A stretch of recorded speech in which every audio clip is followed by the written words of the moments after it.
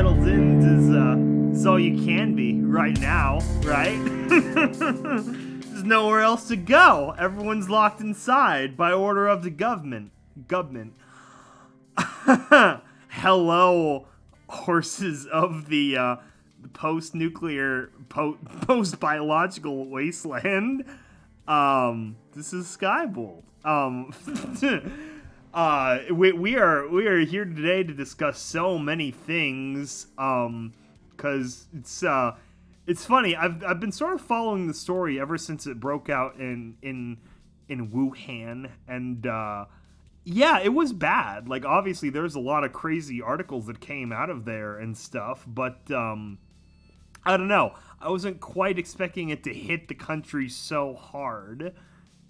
Maybe that was naive. I did start some early, like, collecting of canned goods and stuff. Not toilet paper, though. I didn't think of that originally, but then I've got toilet paper now.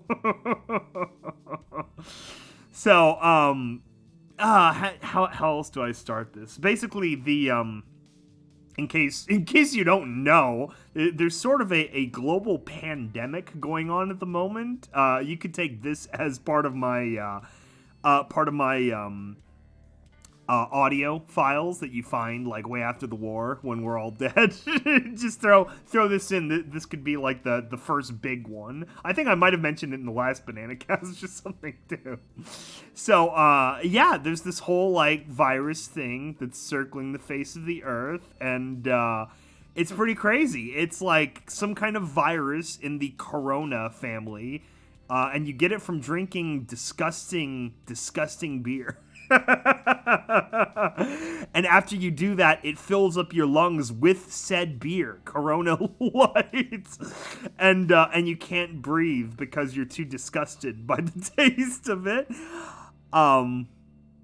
No, but just FYI, Corona. It's called Corona because it's like the Spanish or Latin name for crown, and the virus kind of looks like a crown, I guess. You can see in the OC's little hair loopies, those green balls with the things. That's the coronavirus. That's what it looks like. Which I find lame, to be honest. I always thought the much cooler look of a virus was the sort of classical dodecahedron with like the little like prop legs at the bottom. This is a much cooler look in my opinion. Coronavirus it looks goofy. It looks like clip art, but no, it really looks like that for some reason. So anyway, we the title of the stream is called New Plague because this little mare who's trotting her way across every continent bears a striking resemblance to one foretold by the ancients so many years ago. Let me read the Nukipedia article, and you might pick up some similarities. The new plague / blue flu / limit 115 is a socially transmitted plague which arose in the middle of the 21st century in the United States in the 2050s, eventually demanding a national quarantine in 2053. The epidemic became the driving force behind the pan-immunity virion project that paved the way for the forced evolutionary virus. So, kind of a big deal. FAV, that's kind of like one of the main plot majiggers in the Fallout lore. So the origin of that is kind of a big deal. Now, quite a bit of this information was originally going to be in the Fallout 3 Van Buren game that was being made by Interplay Black Isle, which then got shit-canned and sort of like consumed and pieced together into New Vegas and other places in different places. So what with that game, the background was going to be, interestingly enough, Limit 115 would have been a secret genetically engineered weapon designed by scientists of the United States government or the shadow government, later known as the Enclave, with the intent to create a virus that would sterilize the infected people to be used on enemies such as China. The more canon in the more canon paragraph now says the new plague arose in 2052 after Chinese Feigui, I think that's how you pronounce it, Heigui, Heigui agents managed to steal some of the Limit 115 during a sabotage of the Hoover Dam testing labs.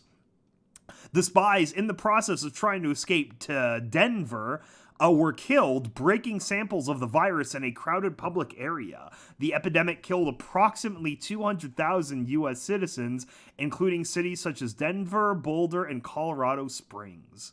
So obviously, this is stuff I'm assuming was covered in Tactics as well. I think Tactics passes through Denver. I don't know. The virulent nature of the plague and the speed at which it spread led to the first ever national quarantine of the nation, closing its borders as tens of thousands die. In 2055, West Tech started to develop a cure for the virus, establishing the West Tech Research Facility.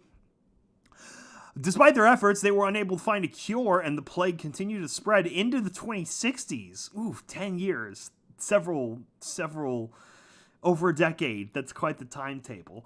Fueling national paranoia. The government was used the rising paranoia to discourage assemblies, fuel anti-communist sentiment, and encourage informing government forces of suspected subversive elements.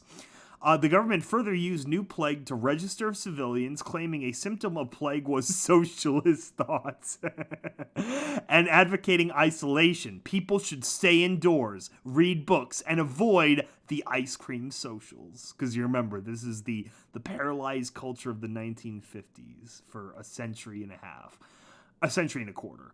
Furthermore, people were told that if they believed they were infected, they were to contact a disease control center such as the Disaster Relief Outpost in Point Lookout for isolation immediately. However, despite extensive quarantine measures and research, no cure could be developed.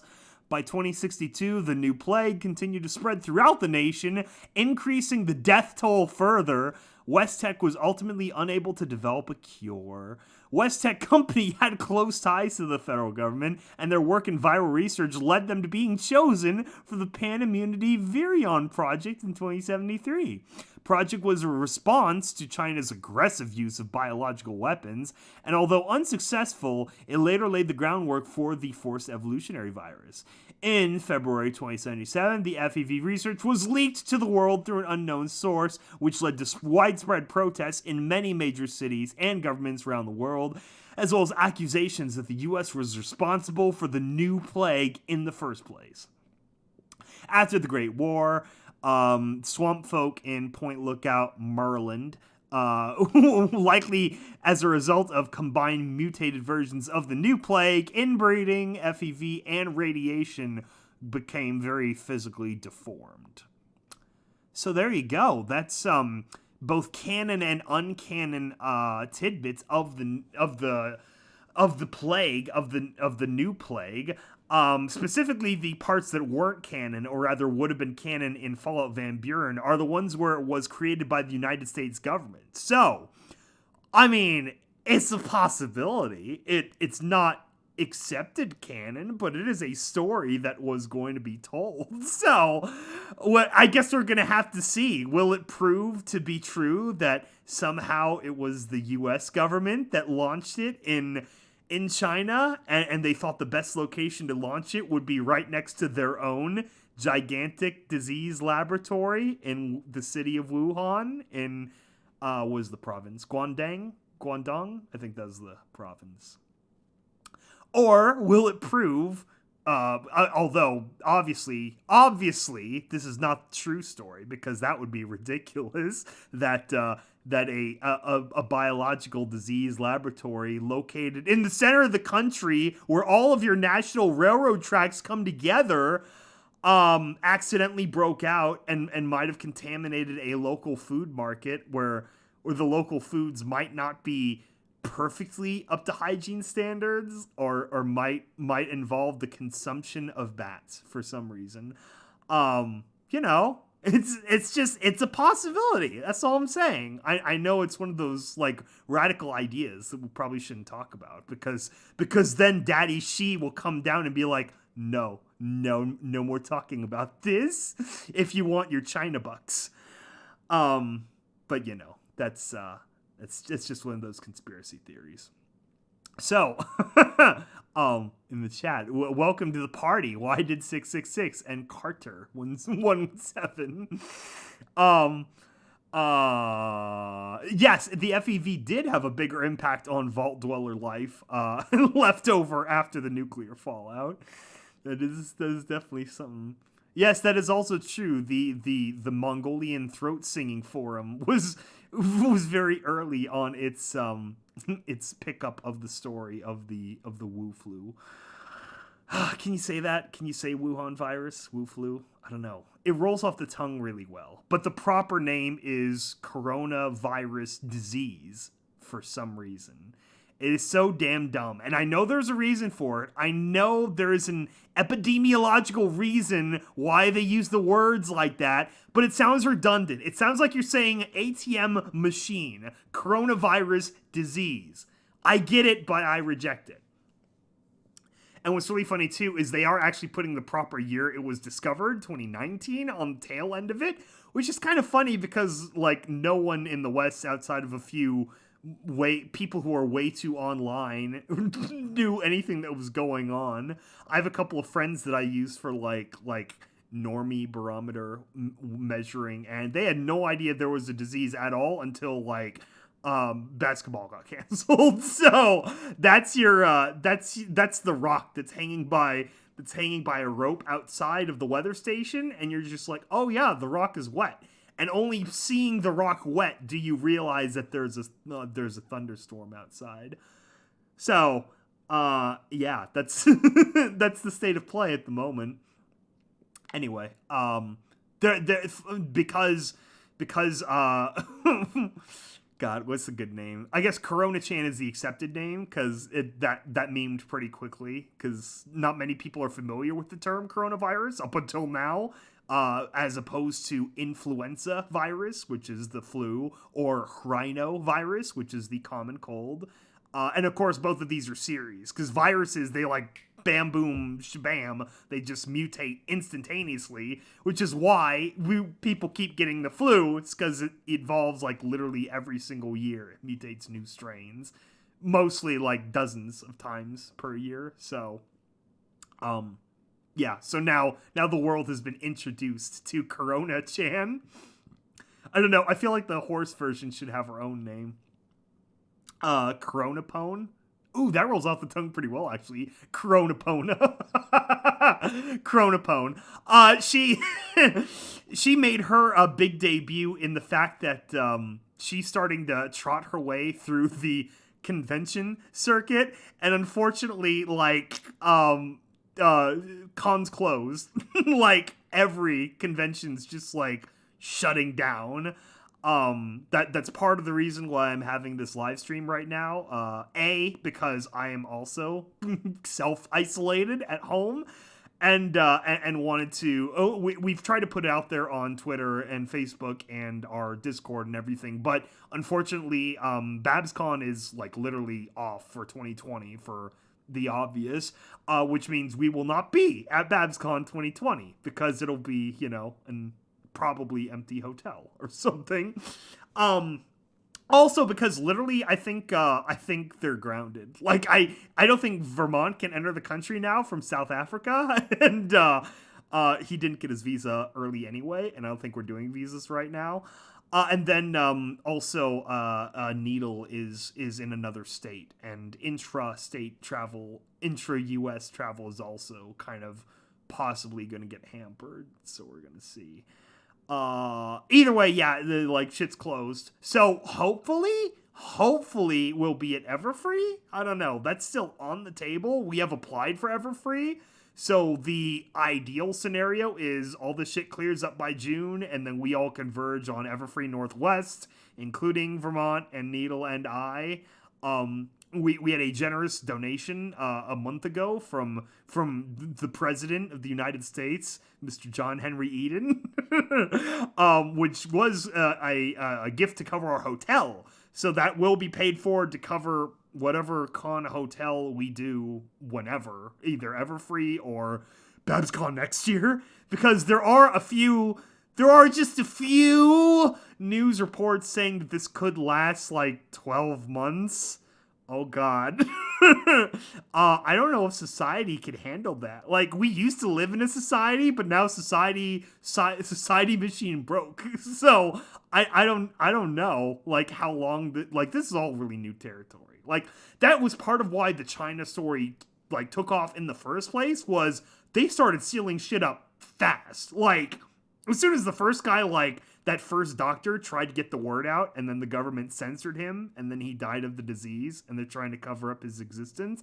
As soon as that guy started getting the word out, it was like walled off. They walled off the city. And Wuhan is like, it's a big city. Like, China has a lot of people, and Wuhan has like, I think 15 million people.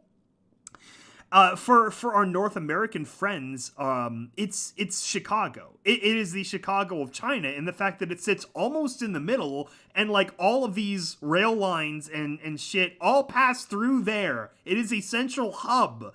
In European terms, it's Paris. It's what's the middle one in Germany? I guess Berlin. Berlin's kind of in the corner, but like, yeah, it's big, major, central, everything city in the middle. Like, you know, I think it's the fourth biggest city aside from Shanghai, Hong Kong, Beijing, and probably one other one. Anyway, so it's kind of a big deal that they sealed that up immediately. And then they started sealing off provinces, and at one point, like, 500 million people, like a tenth of all of living humanity was under active quarantine by the People's Liberation Army. So that was a thing. I don't know what the status is now. Like, they say they're like, oh, getting better, guys. Now it's your fault. You know, I don't know about that, man.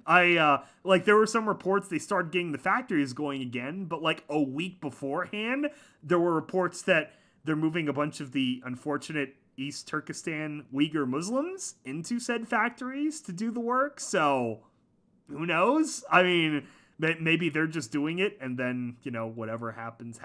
So, yeah, it's crazy. Whatever the story is, we don't know it.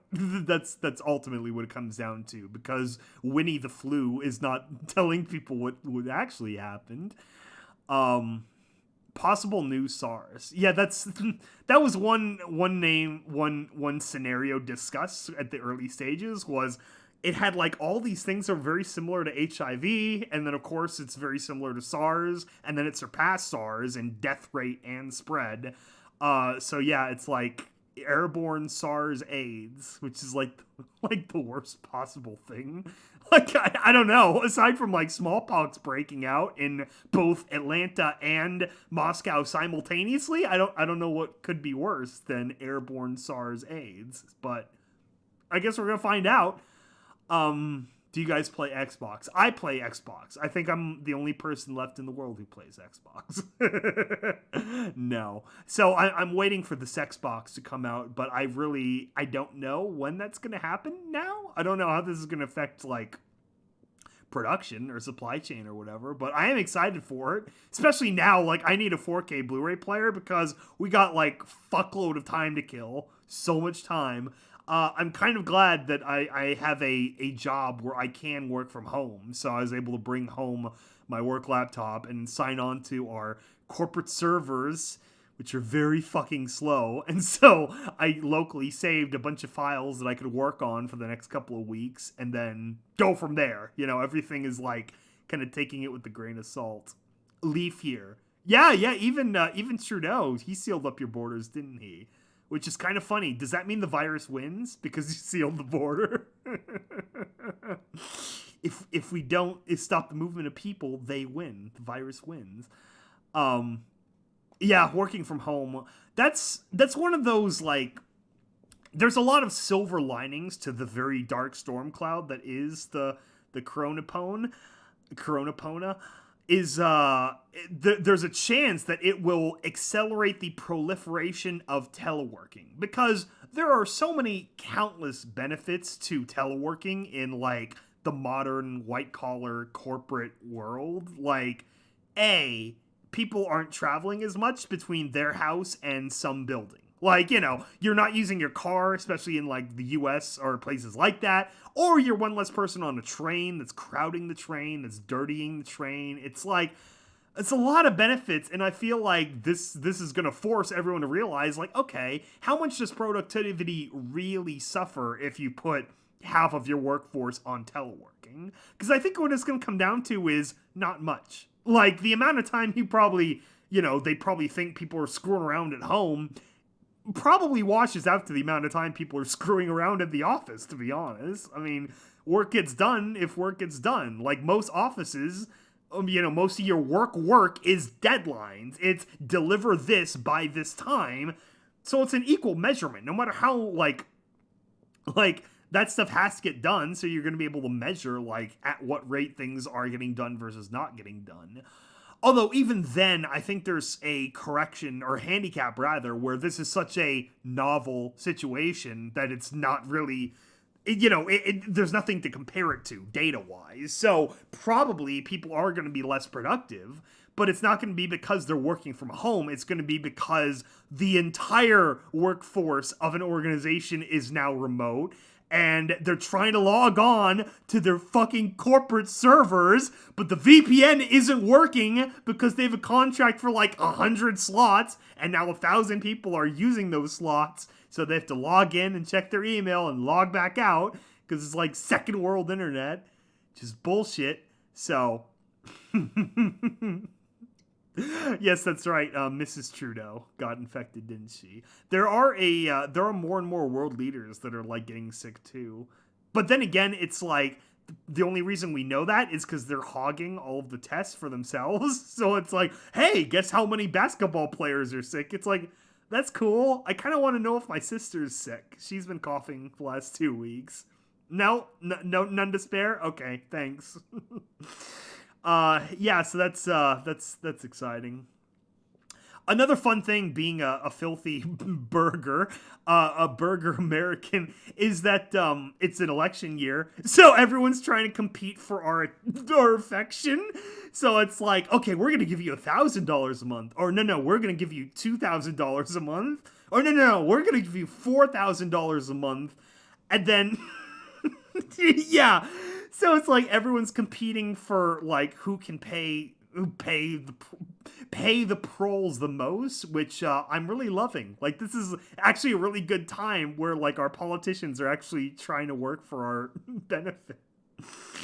And then you have some asshole that's like, oh yeah, we're gonna offer you loans and charge interest on those loans. Wow, thanks a lot. Oh yeah, are you suffering right now? Did your job get stalled because we canceled your industry? Like, because the county called and be like, hey, no more food places. And then your beloved senator comes down and be like, we can float you some temporary loans with just a little bit of interest. Just a little bit. It's all right. You can pay that interest, right? Like, fuck you. Come on, man. Like, Wall Street has like nosedived in the last like 3 weeks, a month. Like, 1/3 of all value has vaporized from the stock market. Which, by the way, here's a pro tip. It means that value didn't exist in the first place. I hate to tell you, like China quarantined like 1/3 or half of their entire population, like all these provinces and stuff. Their market didn't get affected for 2 reasons. A, their money is bullshit. But B, our money is also bullshit. So the reason their market is mostly unaffected is because they have all the factories. Because, like, fiat currency doesn't exist. It's all about real machines, real factory, real industrial production, real mines, and then real possible slave labor, which is bad. But, yeah, that's the thing. Oh, god damn it. Are we another bot? Ban. Fuck off. Fuck off, bot. Remove. Report. Child abuse. Okay. I'm not gonna let a bot abuse our precious listeners. Uh, um, what were we talking about? Oh yeah, so yeah, the stock market's bullshit, which is part of the reason why I'm really loving the Gibbs Olympics, where everyone's like competing to how much money they want to give the populace. So that's great. Yeah, give us as much as you can because it's all imaginary. It's all pretend numbers. So yeah, we're gonna see what happens. Ironically, I don't think this is gonna be as bad in different way. It'll be functionally different than the 2008 crash for a number of reasons. One is the 2008 crash was tied up in real assets, aka land, real estate. And that was a problem because real estate is a real thing. Like land has intrinsic value, so a big crash in that intrinsic value because of basically poor, like, you know, all this works out to like damn people in office buildings deciding how much something is worth. So that was a crash on assumed value, but land has intrinsic value, which had to be corrected for. This is like spending, like this is Keynesian like circular production. So it's like really the only reason the market has crashed is because everyone is stuck at home because we can't spend money on, you know, and go outside and get the new plague. Once that stops, or once there's a vaccine or something, like once people really get back to work, a lot of that recovers like pretty quickly. I think. I don't know. I'm not an economist. I have too much of a moral core to be an economist. No, but it's it's something else. I don't know. This is all uncharted territory. Like you think about it too. Like in the history of the Communist Party of China, there were a lot of plagues since the revolution. Like there were smallpox outbreaks for like 20, 30 years until that was eradicated. There was SARS, there was MERS, there was all these different diseases. China never reacted like this, which is half the reason I think all the other world leaders are reacting accordingly, because they know something. Either they know something, or all of the scientists and all of the politicians know something, and they're just not directly telling us or something. I don't know. It's like it's sort of the classic axiom of do as they do, not as they say. Like don't pay attention to whatever a politician is saying on a news conference or whatever. Pay attention to what are they doing. Are they avoiding each other? Are they putting on masks? Are they, whatever they're doing, do that. If you can get like real straight information on what they're doing, which is hard. Oh yeah, YouTube laid off human moderation, so we are all subject to the machine, to the possibly sentient AI that is the YouTube algorithm. Thanks Susan, appreciate it.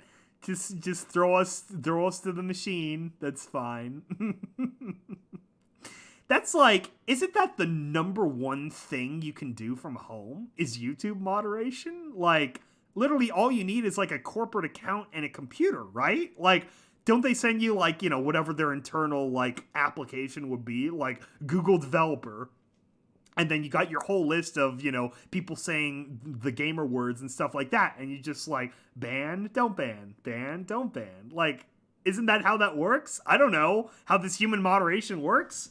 Do they then have to like sit and watch flagged videos all day and see like, okay, this is something really bad, and then, oh wait, this one is like a history, like an actual like educational video, so it's not bad.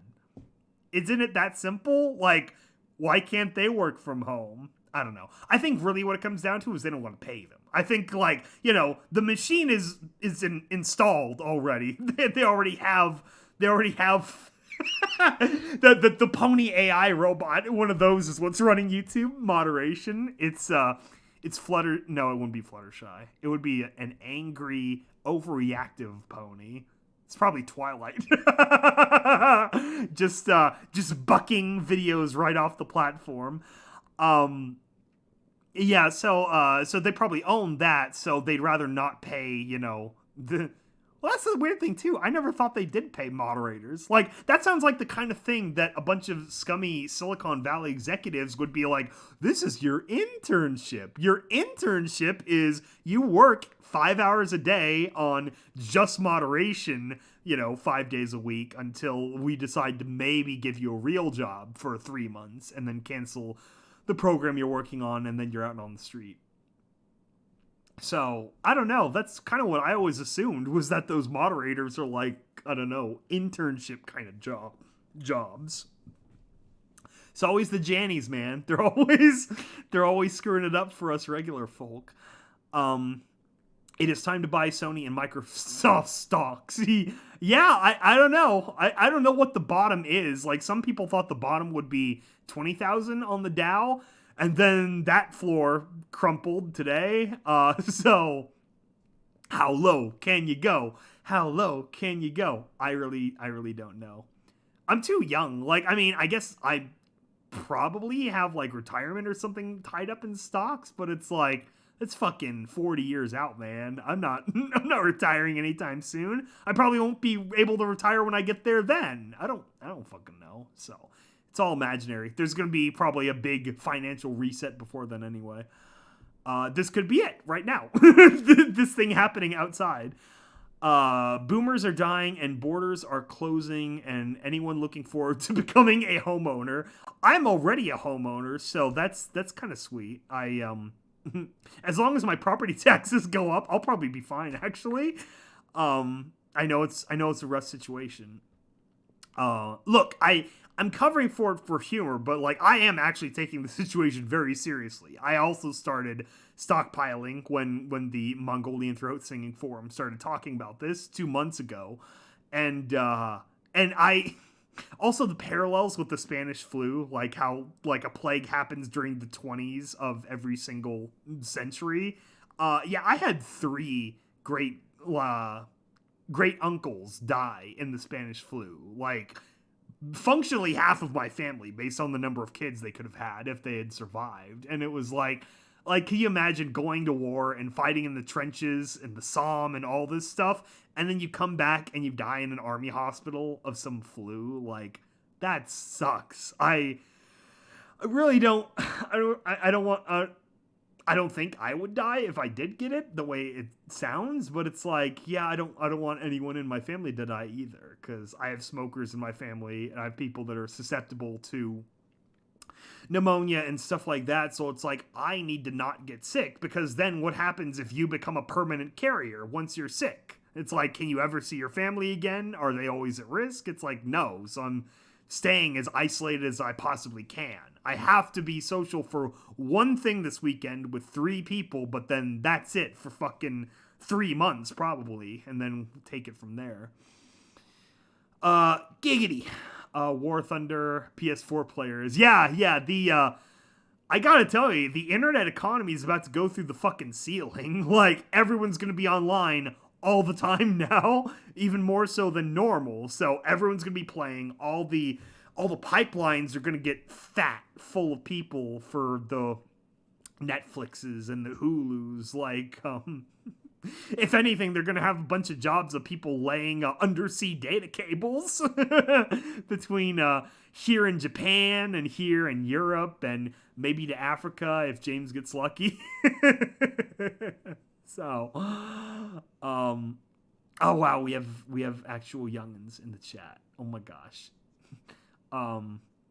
Had pneumonia in January and haven't recovered yet. Oof. Yeah, I don't know. I also was very sick over New Year's. I assume it was just a regular flu. Like, I've had flus kind of like that, but that was a bad one. If I were sick like that now, I would assume I had it and definitely stay away from everyone. So that's kind of like, I'm taking it from the timeline that we didn't have any in the US until they brought what's the right word?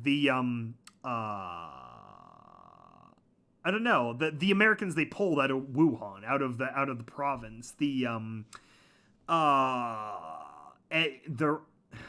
I don't know what the right word would be. It's not refugees. It's like, I don't know, when they pulled the Americans out of there. Anyway, they brought them like kind of into quarantine for like a couple of days. But here's the thing. I just want to get this out there. Quarantine isn't just like some word. It's based on a Latin word like quaranta or something like that. And it means 40 days. 40 fucking days. If we had actually made it a proper quarantine 40 days, they would have caught this very large incubation window where people are apparently contagious, which was one of the early stories out of Wuhan. And it's like, fuck, man. Like, we can't just, like, can't screw around here. So now it's, like, already out. And, like, the British government were like, oh, we're just going to let everyone get it. And herd immunity. It's like, that's cool. How many people do you want to kill before you reach herd immunity? Like, I mean, sure, we could be on the verge of another renaissance, but you gotta have your Black Death first. So it's like, I don't know if that's a good idea to just intentionally be like, we're just gonna thin the herd. I mean, if you're like psychotic, I guess you could do that intentionally. That's totally not like, you know, like so many 20th century political leaders, but sure. In the US, it's more like, oh, fuck, we fucked up. We should have closed the doors early, but we didn't. So now everyone has to stay at home. So, yeah.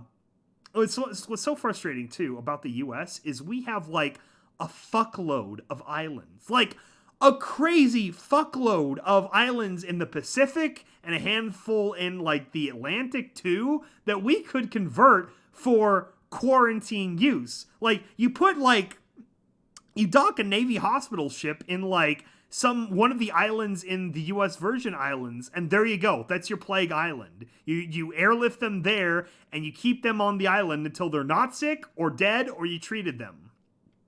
And then you airlift them out and drop them in Puerto Rico or something, and you fly home. And in the Pacific, it's even better. You've got Midway and Bikini Atoll, Ainamak Atoll, Johnston Atoll. We got like all these little islands that we got in the First World War from Germany. And it's like, what? Okay, we nuked the fuck out of them, but most of them are okay now. They're not like radioactive per se. Like you could hang out there for a couple of months if you're in quarantine and be fine. But no, instead we're gonna bring them into the heart of Los Angeles, more or less, in a military base. But then one guy tries to leave, and then they're like, nah. So they didn't leave, but then they were all allowed to leave after 14 days anyway. So that didn't fucking matter, even if they were all sick. Like, if that 20-day incubation period is real, then okay, bye. Goodbye, Los Angeles. And then Seattle got hit hard because it reached like some old person home. And then the closest it's touched my family, well, now my sister might be sick, so that's a whole problem because she's a chain smoker, so her lungs are shot. And then my grandmother actually is in a nursing home, and she had a roommate, and then they pulled the roommate out, and they're like, you have a room to yourself now. And we're like, that's kind of nice. We're not paying for a single room. Why? Oh, yeah, her roommate might have gotten the coronavirus. Well, fuck, man. Okay. And she's in her 90s, so that's like, if she does get it, that's probably the end. And she was also a chain smoker most of her life, so... Yeah, it's one of those things you can't screw around. You can't just, like, go to Fort Lauderdale and be like, yeah, man, party on the beach, woo, spring break. And then you come back because you slept with some whore and she gave you coronavirus, and then you give it to your grandparents and you kill your grandparents because you had to go on spring break. Come on, man. Like, it's a weird thing. I feel like most people aren't taking it seriously because, well, A, it hasn't directly affected them yet, but it's like obviously there's something there. All the governments and all the major, like, corporate organizations, like sports and stuff, they wouldn't be doing this unless it was real shit. Like this is like billions of dollars vaporizing every day of, like, canceled March Madness and canceled MLB season. Like, they would not just do this for nothing. Like, They did, there's obviously something really there. And so at some point, you can't just be like, it's just a flu, bro. Like, okay, good luck. The Spanish flu was also just a flu, but that did kind of like kill a big chunk of the human population. Like, the arc of history changed because of the Spanish flu, for a number of reasons, but one specific example was there was who controlled it at the time? I think New Zealand. New Zealand controlled Western Samoa at the time, and then American Samoa was owned by America. And the governor of American Samoa was like, nah, he stopped the boats. He put up full island quarantine. No one in, no one out.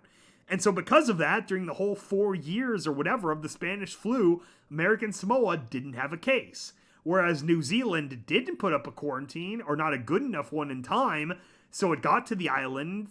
I forget how the Samoas are split up. I think American Samoa is like one island and a few islets, and then Western Samoa is like 2 or 3 big ones and islets. Anyway, Western Samoa got like fucking devastated, and tons of people died, and the failure of the New Zealand colonial government was so hated after that it was like a major factor in their push for independence. And so it's a big deal.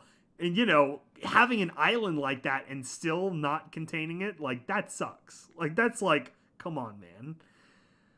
So, all right, let's check the chat. I know it's a great warm and fuzzy podcast, but it's kind of like, you can only really have fun in like the dark humor kind of Fallout way, but it's like, I am like legitimately taking it seriously, but it's one of those like kind of like laugh at a funeral kind of things. So you got to find some humor or silver linings in it. 9 months from now, they're going to be the new Corona boomers generation. Yeah, I mean, that would be the dream, right? Like, you have a new baby boom or whatever. Oh, God. Baby boomers 2. Disease boogaloo. Corona boogaloo.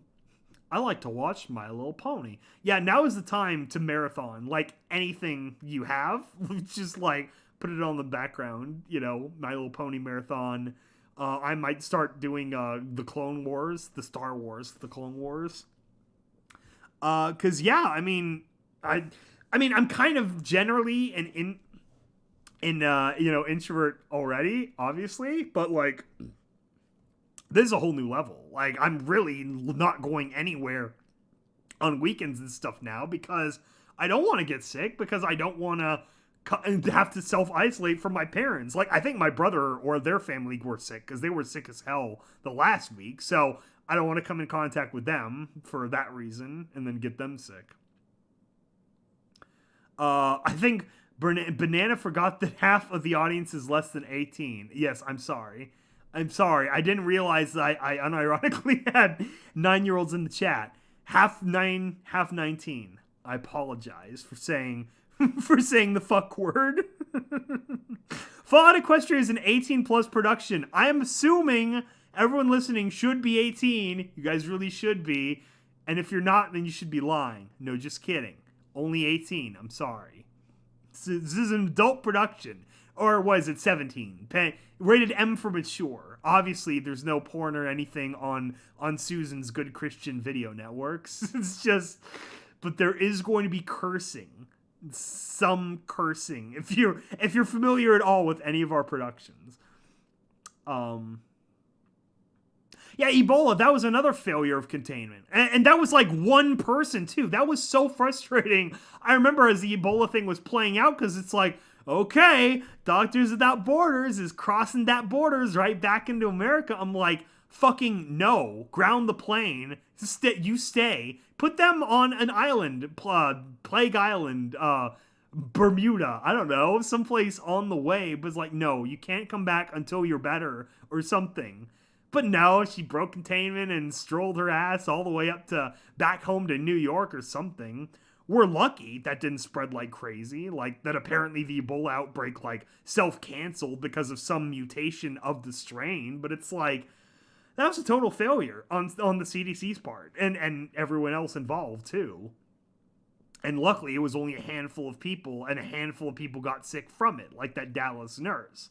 Obviously, it's way worse now. Everyone's getting it.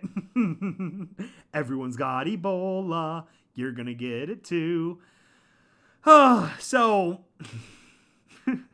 yeah, who knows? I mean, obviously, everyone's just mad that stuff's shut down, but what happens if, like, the bodies really start hitting the floor? Like, I don't know how many people saw those videos out of China before they got, like, nuked off social media, but, like, it was serious shit, man. People were just dropping in the streets.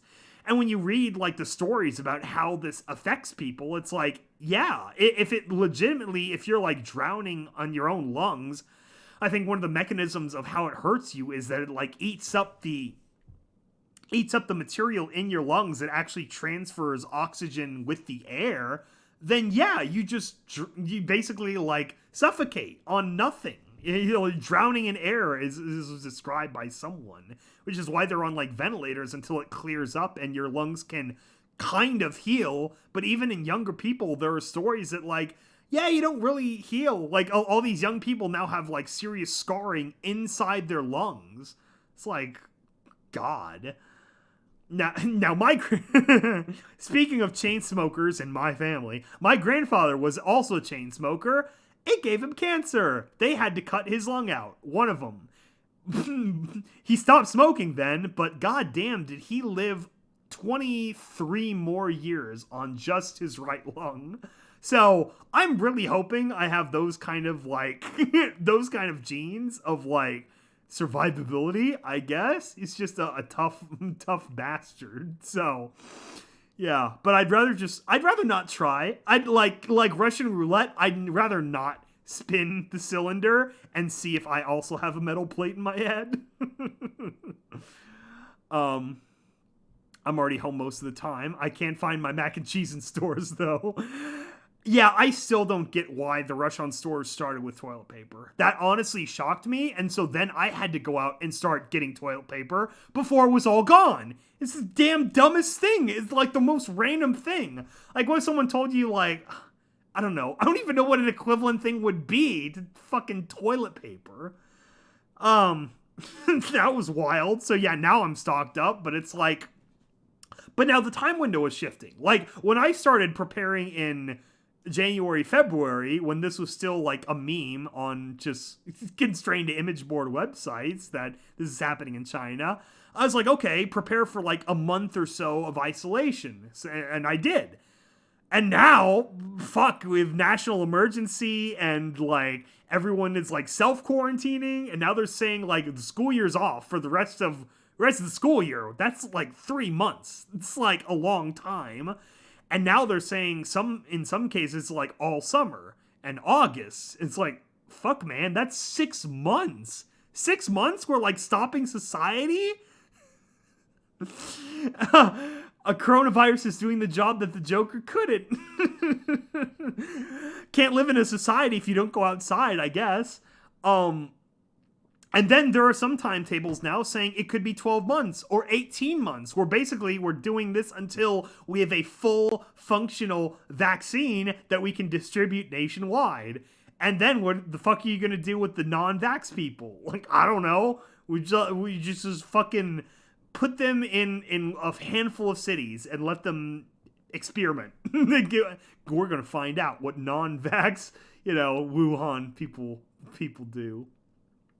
I play Halo as well. Yes, I also did that. I cranked out my old Halo Mr. Chief edition for my Xbone, and I was like, man, I haven't played this in ages. So I bought ODST and Reach and downloaded those for it. So slowly work my way through the Halo campaigns, maybe just for fun to start. Maybe I'll get good enough again. I can get back on the bicycle. I can start unlocking achievements and start unlocking armor and cool shit. Who knows? More than anything, though, I'm going to try to use the opportunity to write and get production done. So hopefully, once Needle is also quarantined or whatever, she starts recording some more Wasteland Survival Guides, and we can start rolling those out some more. And really want to finish that this year. Like, so bad do I want to finish that this year. Because now Confessions is almost done, too. I have I finished the Confessions finale script. I literally like had the biggest what's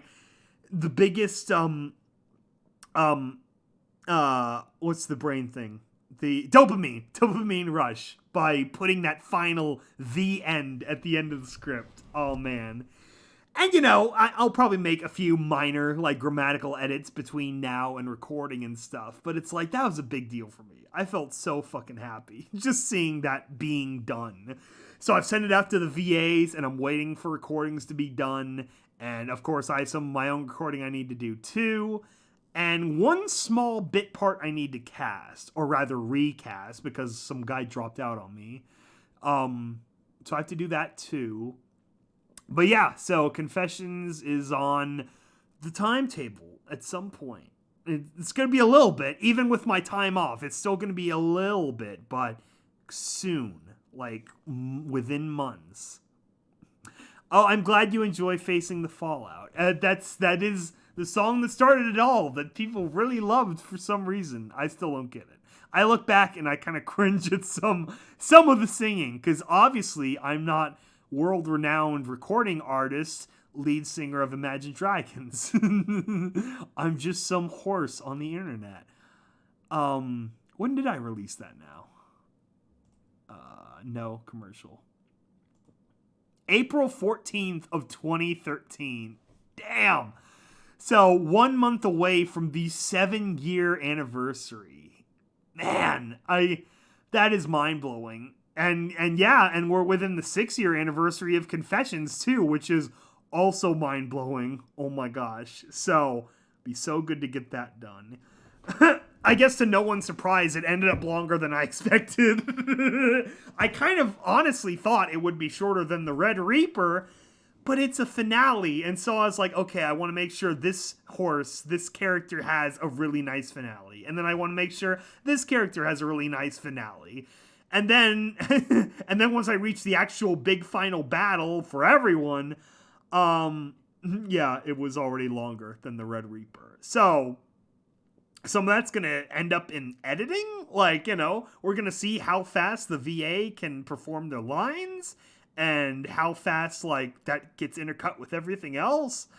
But time-wise, I can almost guarantee it's going to be longer now. The question is, how much longer? So, we're going to see. All that mattered was, like I've said before, I write it to the same author's voice, the same pacing, the feel. Like, I didn't want to, like, chip chop a bunch of stuff where then it's missing a part, or this feels rushed, or it feels like there should have been an explanation there where there wasn't. Like, I'd hate that worse. I'd hate that much worse. Like, I'm taking the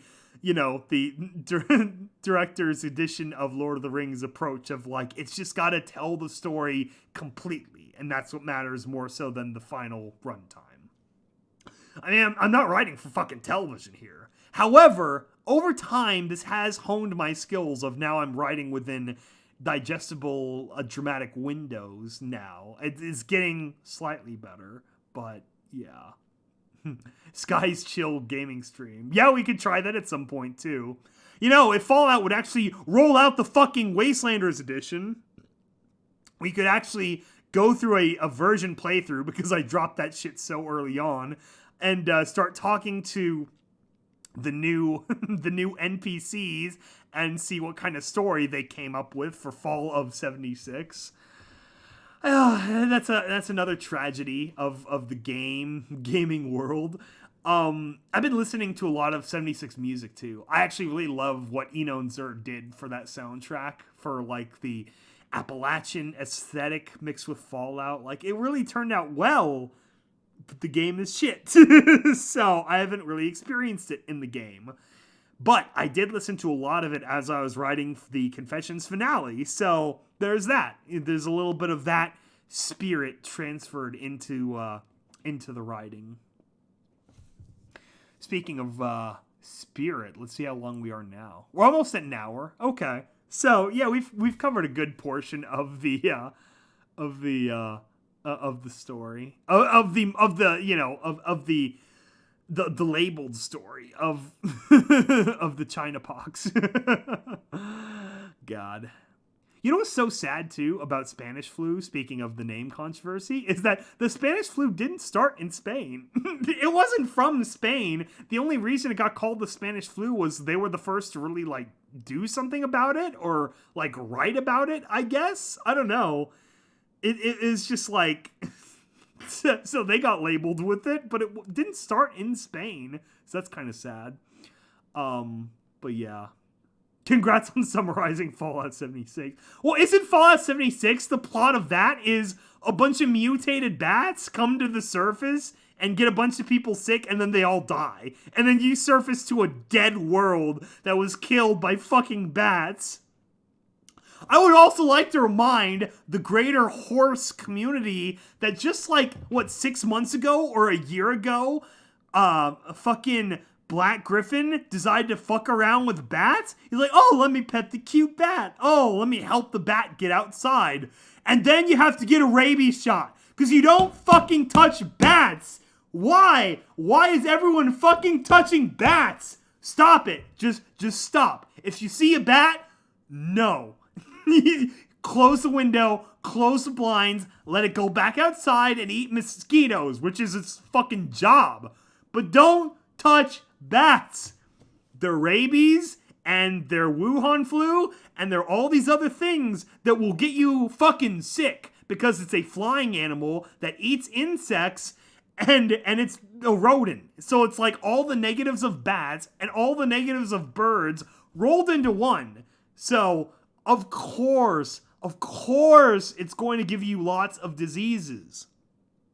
This is literally, this whole episode anyway, this whole new plague, has been rolling out exactly like the damn Contagion movie from 2011, and that's how this started too, was a bat mixed with a pig, and then Contagion.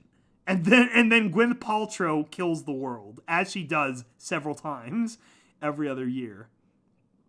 Oh my gosh. It's just the worst thing ever. Like, why? Like, I get, yeah, the bat ponies are cute and stuff. And there are, like, you know, bats can be as cute as other animals, I guess. I don't find them cute. I have a very high threshold of what a cute animal is. And even then, there's a threshold above that of, should I touch it? There's a lot of animals that might be cute, but you don't touch them. Like anything in Australia, basically. Like koalas are cute, but they will also give you an STD, so don't do that. And same with bats. And also, some bats are fucking big, too. Like, in that region of the world, like the Southeast Asia, there's the flying foxes, which, holy hell, if one of those, like, came flying at me, like, I could not pull out a shotgun fast enough to shoot that out of the sky. It's a fucking, like, 3-foot wingspan gigantic bat. It's like nightmares. Like, that wouldn't create a Batman. That would just kill a baby Bruce Wayne. Batman doesn't happen. Bats just win. Are you going to make live YouTube videos? Oh, you're asking Carter. No, Fallout 76 has good things. That's what I was trying to say earlier. The soundtrack is wonderful. I actually really like the aesthetic, like all the ambiance, the way the water and lighting effects are. It's very nice. It's very pretty. It's a little bit empty. Like a lot of the complaints people had about New Vegas, I kind of have for 76 of there's enough shit on the map to really explore. That is a problem because it is a big map. However, it's the core mechanic. The core mechanic of the game is not fun. It's the same problem with BioShock Infinite, where you had this perfect game in BioShock, and then you refine it a little bit in BioShock 2, Big Sister Boogaloo. But then for BioShock Infinite, they broke it. They fucking broke it. If they just copy and pasted the BioShock 2 system of plasmids and weapons into BioShock Infinite of vigors and weapons, it would have been perfect. And the aesthetic was great, and the music was great, and the story was a little bit convoluted, but, you know, that's fine. It's fun. But no, we're going to limit you to just 2 weapons, so you're always carrying the 2 that you think are the most practical, so you don't have fun with any of the others. And it wasn't even like BioShock 1 where you could buy more plasmid slots or vigor slots or whatever. It's just like, no, just 2. Okay, fuck you. I guess I'm not playing this anymore because it's not fun, which is the whole point of a game. Unless you're like competing and you're like a pro gamer, and then it's like can be a job. But it's like for most people, the game has to be fun, and it was not. Which is why it was the last BioShock game. Which is why now 7 years have passed and they haven't made any more. Whereas in the initial 6-year period, you had 2007 BioShock, and then you had BioShock 2, which admittedly I think was made by another studio, which was in like 2010 or something. And then you had 2013's BioShock Infinite. And it was so infinite that it became 0. And they never made any more. 8 viewers. All right, we're doing well. One other minor thing too is at least Coronapone. There's a lot of art of her. A lot of coronavirus themed art is popping up on Derpy Brewer now that she's completely poxed every single convention that was going to happen in the first half of this year. Oh, another thing too. Speaking of conventions and stuff, is artists, the creators, vendors, artists, all of them. They're getting hit hardest by the lack of conventions. So please check out BabsCon's website and their Twitter. They're getting lists together of vendors and artists affected by the lack of income because they don't have those big weekends to sell a ton of stuff and make money. So they're all getting hit really hard. So if you have disposable income, go to artists, check them out, see if you can, get some art, OC, buy a plushie, stuff like that. I'm actually in the market too. One of them posted about Equestria, not Equestria Fest, but or was it C Brony's Expo, something. Anyway, they have a really cute OC. She's like a little blue pone OC, and she's got a little sailor outfit. It's very adorable. I want one of those plushies, so I'm just waiting for one of their vendors to put online sales going, and I absolutely want to buy one of those. So yeah, please go seek out artists and creators in the community because they could really use the help. Would you pet your OC or would your Pegasus bite you if you pet him? He's not a Pegasus. He is, I know it's kind of cringe. He is a unicorn. And I know kind of his cutie mark is prosthetics. That's the whole point of the mechanical wings is I created the OC when I was considering going into biomedical engineering, which is the field of science where you help design prosthetics and stuff. I was unironically almost going to do that. So I made his OC, the whole gear thingy with the lightning bolt. It's yes, it's an S, but also the whole concept is imparting life into the machine. The idea was his I almost wrote the story, but I never did, because who gives a shit? But the whole idea was he builds prosthetic limbs. This is a non-Fallout world originally. And before I got into Fallout Equestria is when I came up with the backstory. Build the prosthetic limbs out of, whatever mechanical pieces or rock pieces or whatever, and then he extends their soul back into the artificial limbs so they're kind of alive now. I guess I kind of got the idea from that Iron Fist movie where the guy gets his hands cut off and then he gets the iron fists in that karate whatever exploitation movie. And then the monk extends his soul into the metal, gloves that he now has attached to the end of his arms. So that was the idea. So the idea was he was a unicorn, and so since he could do it anyway, he has a pair of mechanical wings that he extended his soul into. So I know it sounds like a really long explanation to create Alicorn OC, but it really wasn't the idea. He's not an Alicorn. He doesn't have Alicorn powers. He basically has rarity level power in terms of unicorn stored potential. How many horn power? How horny is he? Only rarity level horny. That's it. Although, admittedly, that is pretty horny. So basically, Serenity 2. I don't know. It's been so long since I've watched the Firefly series. I had a friend who was really, really into Firefly 10 years later. So that whole thing happened in like 2002. My friend got into it when we were in college in like 2010. So we watched that all the way through, and then we watched Serenity, and then I forgot basically all of it. So, yeah. So I don't know.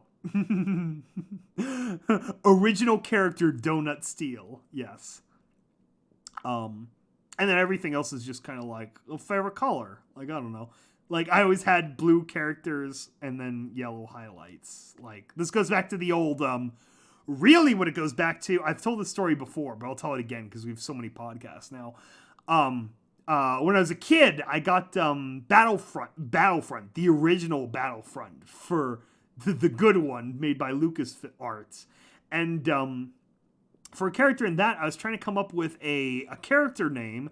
And so basically I wanted a lightning theme because when I was a kid, all the way back in the Pokemon days, I always liked the electric characters. I got this, you can still look it up. I think it was called the Thunderstorm gift box or whatever. And it was like from like base set 1 in Jungle, like the original Pokemon cards that came to America.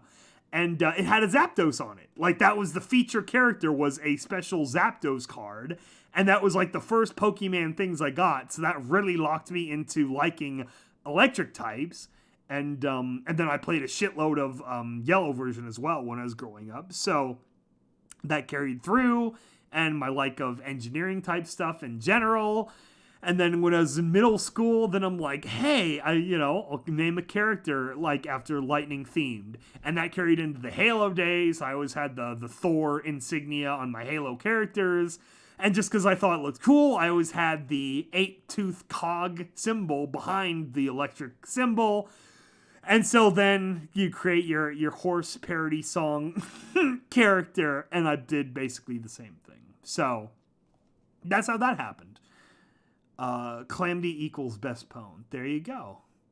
I love the original Battlefront. Yeah, I had the very original Battlefront for PS2, and then when I got my Xbox original, then I got Battlefront 2 for that. And I played so much of that. Oh my gosh. It was so great. It was so great, you guys. So that's the backstory to all that. What else do we talk about now? It's so funny. I'm looking at like the last live stream was Future Shock, and it's waiting for Cyberpunk 2077 and everything. And now it's like, yeah, this is shocking future, all right. I'll be honest, even over New Year's, I had no idea that the 2020 would turn out this way. Holy hell. And then, yeah, so it's pretty wild. I gotta admit, I did not think 2020 would go this way. It's like the year started, and then, well, bam, World War III. and then Iran and all that stuff. And then February was, Australia. Australia burned to the ground. That was horrible. And now it's the new plague. Man. How is Confession so far? I said earlier, so the script is done. I finished the script this last weekend, and so it has been sent out to VAs to begin recording. So hopefully they're going to have a lot of free time to record now. So once I get those in, probably like, by August. There's a couple of them that are busy, so they have longer time frames to get me back, like, audio. So then I begin editing things together, and we'll see. Maybe May, maybe a little bit after that. We'll have to see. It is big, and technically I am still waiting on one piece of art too. There's one piece of art that I need. Everything else is done. One piece of art I need to Photoshop myself, where I basically just need to add some background accents to it, which should go quickly enough. But there is one piece of actual real art that I need, and once I have that, then I have all the art, and then I'm just waiting for all the audio, and I can edit it all together once I record my audio. Which, unfortunately, I can't do this weekend. Unfortunately, this is the last weekend I have something social for a certain reason, and then I go into full, proper lockdown of not talking to anyone for the rest of, I don't know, for the rest of the year. I don't know what's going to happen, how this all plays out. You should ponify Thunder by Imagine Dragons. Thunder is a fun song, isn't it? It's one of those earworm songs of it's like, I don't know, it's the damn weirdest thing about that thunder, just in the background. It is, I'm not sure what I'll do. What was the list? I had a couple of them that were like in my vicinity of maybe I'll ponify that one next or this one next. I forget which ones there were though. But yeah, I do actually have a whole Imagine Ponies playlist now because I've ponified so many of their songs. Because people like them. I don't know. People seem to really like them, so I just keep making them because I get a shitload of views and a shitload of downloads relative to my stuff, you know. So yeah, I keep cranking them out. And then the last two were Natural and then Survivor, which was a parody of Believer, and they both did really fucking well. So I don't know, people like them, so I'll give the people what they want. So yeah, there's definitely at least one. Oh, I remember now. Yeah, there was one Imagine Pony song in particular I've always liked and I've wanted to do. It's not one of their original, like, first album. It's from their second album, but it's a really good song. So that, yeah, maybe I'll do that when I'm in self-quarantine. God, I gotta admit, too, that's one of the things that I'm really scared of, is actually getting sick and then actually getting, like, lung damage, and then I can't, like, sing or voice act anymore. Whew, man, I tell you what, that would be a very, very deep well of depression. I don't know what I would do if I, like, lost my voice because of that from lung damage. I'm on, like, a respirator all my life or something. Ugh. Oh, God. Yeah. I keep getting a few, like, flashes of real moments of, like, what if this really is as bad as, like, I don't know, like some of the worst stories saying it is. I mean, hell, even some of the early stories said it, like, can affect your, like, sterility. Like, it wrecks your balls, too, after it wrecks your lungs. I don't know. Hopefully those are just stories. I don't know how that would get affected, but, yeah. There were some sensationalist headlines like that, so yeah, that would be my advice, is really do try to self-quarantine as much as possible, because there's so much of this virus that is misinformation. We really don't know how bad it really is for how many people, because there are some wild stories of, like, young people really suffering in really bad ways, not just old people.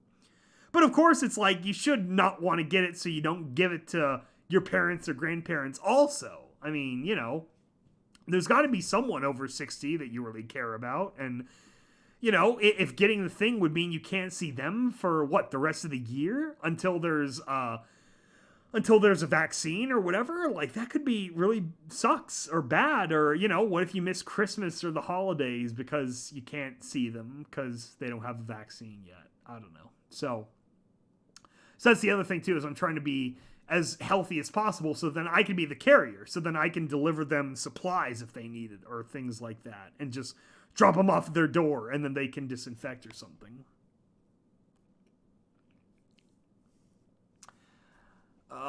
Is the last confessions very sad?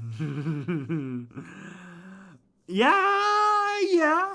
It's, how would I put the ending? I guess bittersweet. Bittersweet would be the right way to put the ending. It works out well for some of the characters.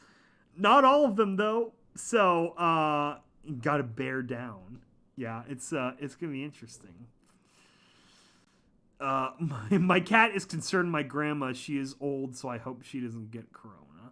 Yeah, it's the old people, man. It's a really high kill rate for them.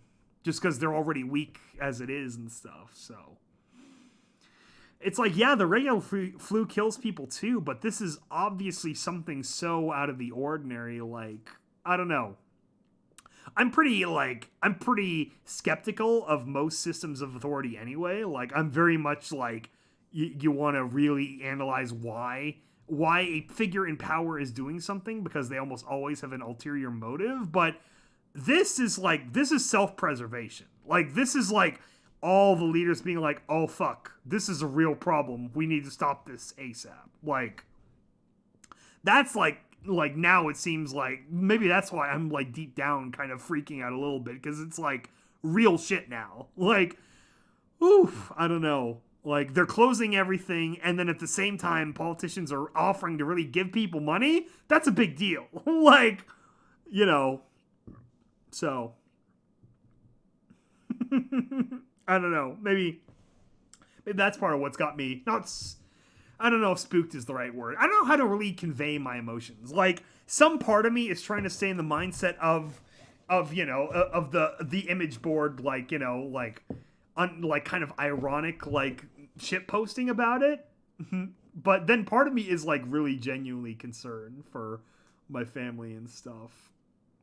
God, I hope my sister doesn't have it. She's like mid-40s. She's the same age as Lauren Faust, basically. She was a Gen 1 fanatic, and I kind of don't talk to her too much. She's kind of like distant from the family, but it's like, she has kids too, and it's like, I'd hate for her to succumb to that. That would be bad.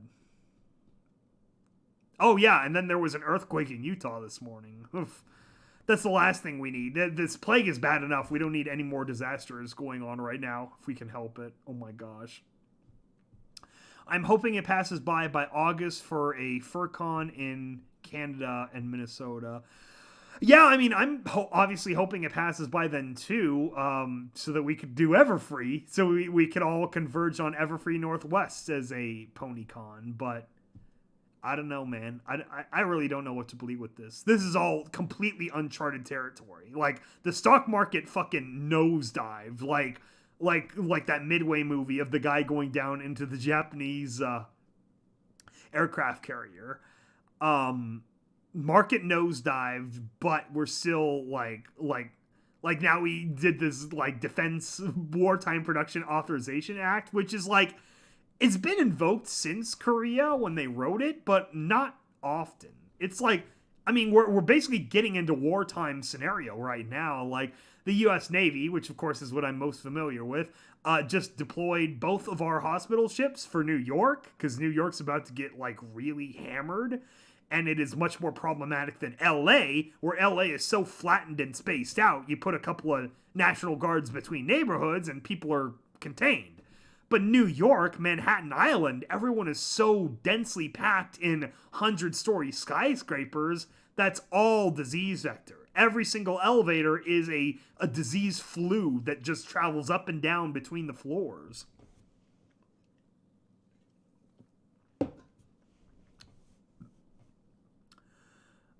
All right, EAST Corp is successfully able to make you cry. That is the plan.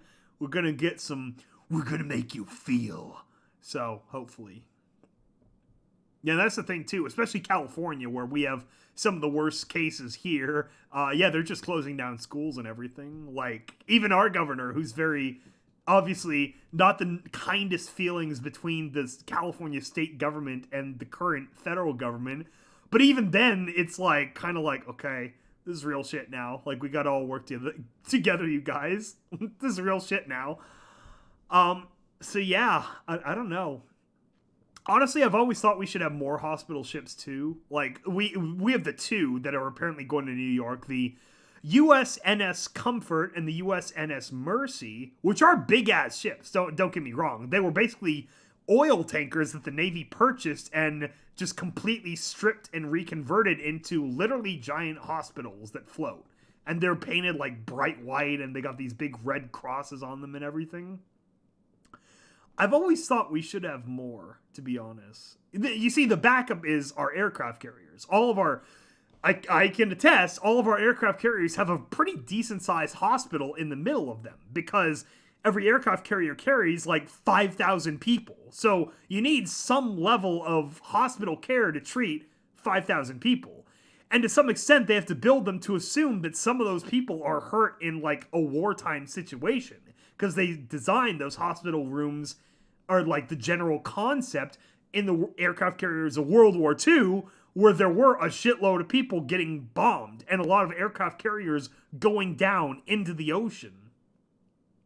So that's a huge deal. So like they have decent hospitals too, but it's one of those like catch-22s where like you don't want to compromise the aircraft carriers and forward operating capacity for whatever the trade-offs could be. Realistically, the time it would take to get them mobilized to be hospitals in time, it would be much faster to do what California and some states are doing, which is they're like acquiring motels and stuff, and they're using those for like temporary like rooms basically for people, while the hospitals themselves are then converted into full out like ICU basically. So it's real shit. it's real. So that's what we're gonna see, is how all this plays out. What is the difference between furries and bronies? Yay! This is the best conversation. Alright, I always love this because I have very strong opinions. Very strong opinions on the difference between furries and bronies. Now, my approach to this question is kind of like whales and fish. So animals, all animal life, all multicellular life started in the sea, right? Right? Did everyone open their evolution textbooks? Your biology 101. All of life started in the sea, theoretically. when Poseidon created all life on Earth. No, but so all life started in the sea, and then some fish just got bigger and then became like fish and sharks and shit, right? And then some organisms went on land and they became like mammals and shit. And then after a while they decided, so they went back into the sea, but they had already given up their gills by that point. So then they had to just learn to, okay, we're going to be like kind of fish again, but we can hold our breath for a really long time. And then we got blowholes. So I think of furries. Furries are the fish, or rather scalies in this case. Furries are the fish, and bronies are the subphylum of organisms that went on land and evolved in a really different, weird way, and then came back into Mother Ocean.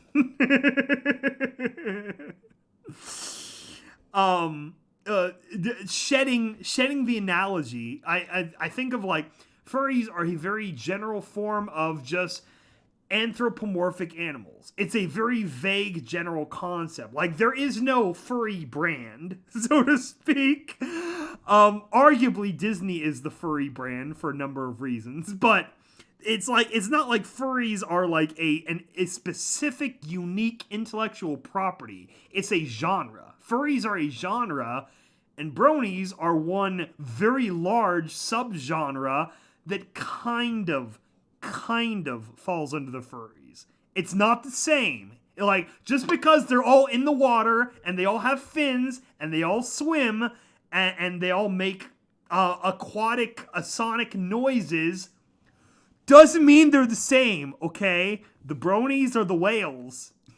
You can make a fat joke in there if you want. The bronies are the whales, and then the furries are the fish and the sharks and the minnows and all of the guild complex sea life. That's how I see things. Because the bronies are one specific fandom that have one specific family tree that came from a Mongolian throat-singing message board when one specific individual shit-talked the entire show right when it launched. I mean, I feel like this is a very... Go back to your roots. It's a very story that few people like talk about or remember, but all of Brony started because one guy, Amidi, wrote an article for was it Cartoon Brew or Cartoon? It's not Cartoon Hangover. I think it's Cartoon Brew. And it was called The End of the Creator-Driven Era of Animation. And it was basically this big shit article where he's like, oh, now they're just rebooting My Little Pony. Like, we are at the end of the creator-driven era where there are no new ideas anymore. It is all just rehashing the horrible toy-shilling properties of the 80s. It was like, it was full of so much venom that then when the CO board started picking through the article, they got really mad because it was like, because then they started actually watching season 1, the first like 10 episodes of the show, and we're like we like Lauren Faust. This is a group of people that grew up with Foster Some Imaginary Friends and all the Craig McCracken shows like Powerpuff Girls and her husband, all that stuff. And they're like, well, hold on a second. This is a real creator, a real person with real ideas in animation. How can you just be so callous toward it? And so they started watching the show and started unironically really liking the show. And then they got a little bit too cancerous. And so Moot, the dark ruler of the message board at the time, kicked them out. And so that group of nomads went out into the internet desert for 40 days and 40 nights. And then they started creating their own websites because they were banned from the Mongolian throat singing forum. Derby Buru was created in this time, and Equestria Daily, and a lot of those little sites got their start in that exodus.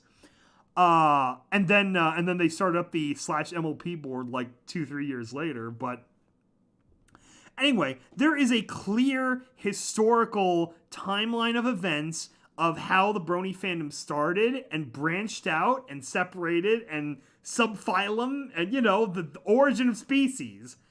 It's intrinsically different than furries for that reason. So, yes, there is crossover in the same way that the Sonic fandom has crossover with every single disgusting fetish on the internet.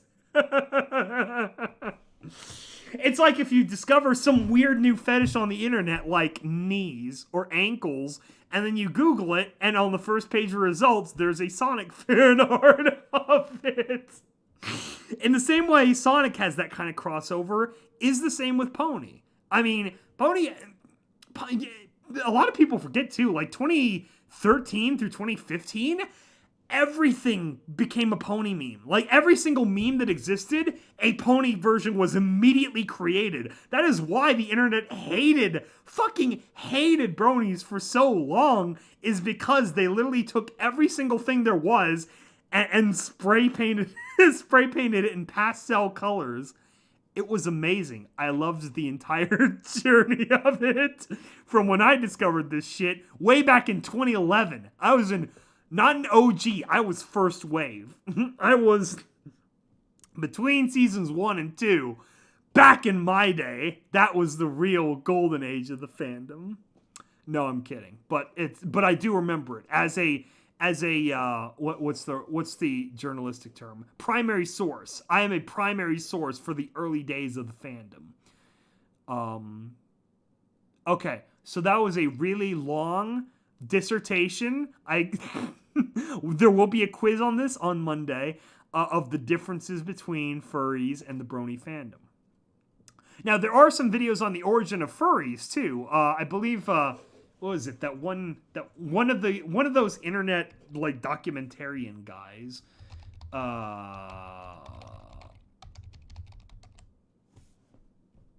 Oh yeah, that Down the Rabbit Hole series did a big deep dive into the origin of the modern Western furry culture and about how like that interacted with early anime culture and stuff too. Anyway, so there is a timeline of the origin of furries, but still furry is a genre. Furry is anthropomorphized animals being put in sexual situations for the most part. Whereas Bronies, it's like, yeah, that did happen, but it came from a different angle, okay? So, no hooves. That's right. One of the early schisms in the Church of Horse was Equestria Girls. It was very controversial. In the same way there was the great Princess Twilight War, of which I was on the unicorn side. It was the great lost cause. was Unicorn Twilight. And I have no regrets. Unicorn Twilight is still better. Because look at what happened now. From the very beginning, they said Twilight will not outlive her friends. Twilight will not outlive her friends. She just has wings now. Stop it, guys. And then we get to the end of the series, and what happens? Twilight becomes very large Twilight, Giga Twilight, and all her friends fucking die. They all get old and die. Lies from the beginning. Unicorn Twilight vindicated. She was much cuter when she was shorter. She's too tall. It's weird tall now. Doesn't work. Anyway, so yeah, I was on that side of the war. And then, Equestria Girls was another one. But in this case, I took the Equestria Girls side. It wasn't the best, but I liked the original. And then, unquestioningly, Rainbow Rocks was manna from heaven. It was so great, and we got such the greatest version of Sunny Bun in her redemption story that predated Starlight Glim Glam, who then became yet another schism. It's like following the Catholic Church. It's like the first schism, and then the second schism, and then the Martin Luther schism. This is the fandom. And they are all equally devout. We are all equally pious in our opinions of the different phases of the fandom. And then another schism was the Young Six, the Student Six. And I was on the side of the Student Six almost solely because of Silverstream. She was so great, and she was like, basically, she was Pinkie Pie, but fixed, like, without all the bad parts. In the same way that Ocellus was Fluttershy, but fixed, without all the bad parts. So the Student Six, I very much stan. That was a great time. I feel like the series ended on a high note because of those innovations that made the 9 seasons work. I still hold to the idea that season 4 was the worst. I remember that time. Season 4 was the low point in the entire fucking series for one episode alone. I hated it so much, it burned into my mind how much I hated that episode. And bringing it all the way back to the beginning, it was the fucking Bats episode. It was the Bats episode of season 4 where there is a bat infestation on the Apple family farm, and Fluttershy has to roll her little yellow hippie ass in there and be like, "Don't hurt the bats. Don't hurt the bats. They just want some apples." Fuck off. Fuck off, Fluttershy. You take your bats and get out of here if you want, but they're not gone in 24 hours. Then the bats are going to meet the Princess of DDT. God, I hated that episode. Moral was complete shit. Completely pro Apple family at the beginning of that episode. Bats should get the hell out. Okay, what do? They take care of insects. Great. So does Daddy DDT. Damn Fluttershy. I have very strong opinions about bats because they keep coming up in all these different things, and people are like, surprised every time they're like, "Oh yeah, bats are just rats with wings." Same thing with rats too, but it's not as prominent. I don't know, because bats are more like, yes, there's more stuff you can meme about bats because of vampires and stuff.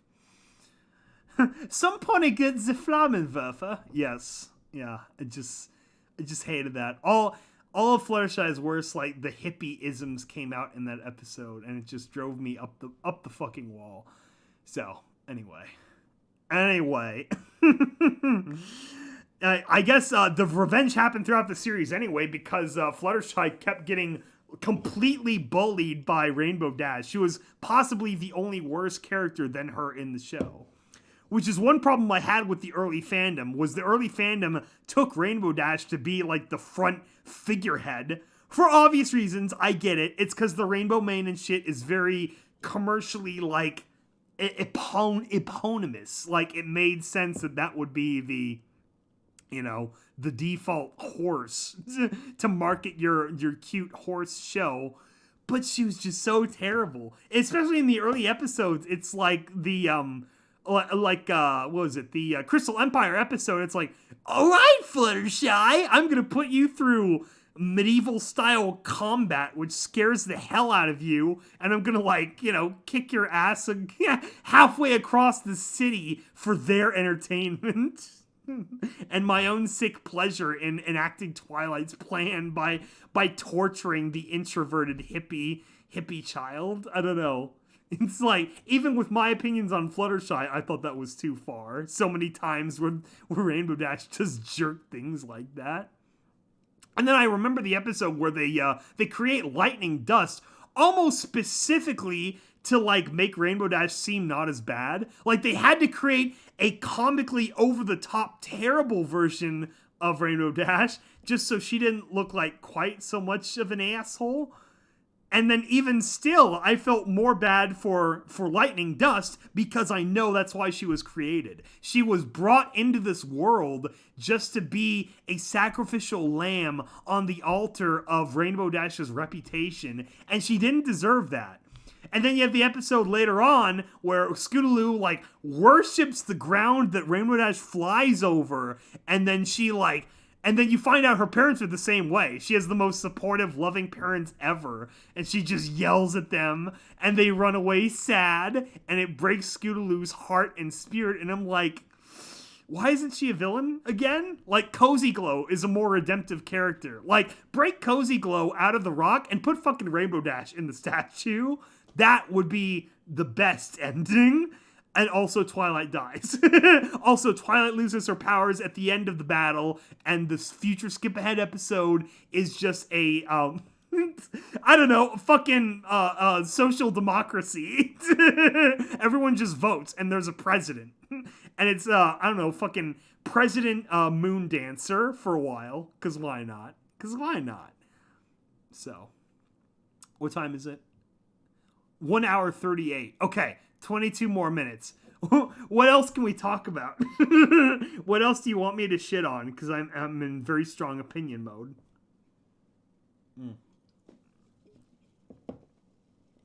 Oh yeah, and then that was another crime, is they introduced these great Bat Pony characters in Season 2. Never bring them back again. They could have done a whole deep dive into what are the Bat Ponies, and all this would have tied into the lore of Princess Celestia and Princess Luna, but no, they had to keep their show made for little girls thing going because the hub was going bankrupt, and then Discovery Family had to buy their stake out of the project, basically. So they had to keep doing the generic little girl show plots, which is part of the reason why Season 4 was so terrible. And then it was Glim Glam, the Shim Sham, breathed new life into the main story, yes, but it still took a little bit of time. A lot of the middle of Season 5 is also not that good. Season 5 is mainly good because the opening was strong, because fuck communism, and then the closing was strong because you gotta fucking time, all these time jumps, and the backstory of why she's an incel or whatever. She just wants her sunburst so bad. She wants the Sunny D so bad that she's gonna kill the world and create her perfect society. Anyway, and the ending was just so good, and there was the song, and they went into Fallout Equestria at the end. So great. Season 5 was so great that it made Season 4 look like the terrible season it was. I mean, what's the thing Season 4 is known most for is the Dragon Ball Z fight at the end, which was meh. All of Tyrik's best stuff is in Season 8 and 9. And then there was the part in the very beginning where Discord feeds Twilight a mysterious white fluid from a chalice that looks really awful and got memed exactly the way you think it would get memed. Oh my gosh. Potential confirmation for FOE. Yes. So great. Yeah, and so season 6 was pretty good too. Because season 5 was obviously Evil Glim Glam, and then season 6 was Glim Glam Redemption arc, and so it was very, very good. In the same way that Rainbow Rocks was very good, because it was Shim Sham Redemption arc. And then season 7, what was season 7? Oh yeah, then season 7 we started getting deeper lore. That was kind of good, because then we got the backstory to the tree a little bit, and then we get the whatchamacallit, Pillars of Equestria. That's right.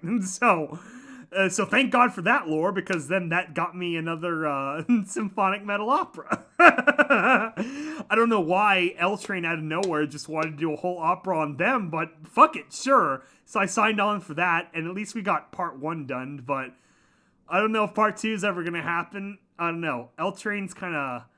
It's whatever he wants. I mean, it's if he thinks it's profitable enough, and I know he gets plenty of money, as he's always very keen to explain about like all the anime covers he does and all the cool stuff he does, which is well earned. He's a very good musician, but it's like, I just like, why did we do it part 1 then? We should have called it part 1 if we weren't sure if we were going to do part 2.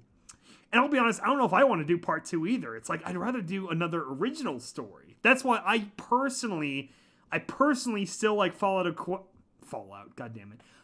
of an Empire the best, because that was my story. That was the story I got to tell, based on a fanfic idea that I had basically rejected, and then I had an opportunity to breathe new life into it and make it this gigantic symphonic metal opera. It's so great.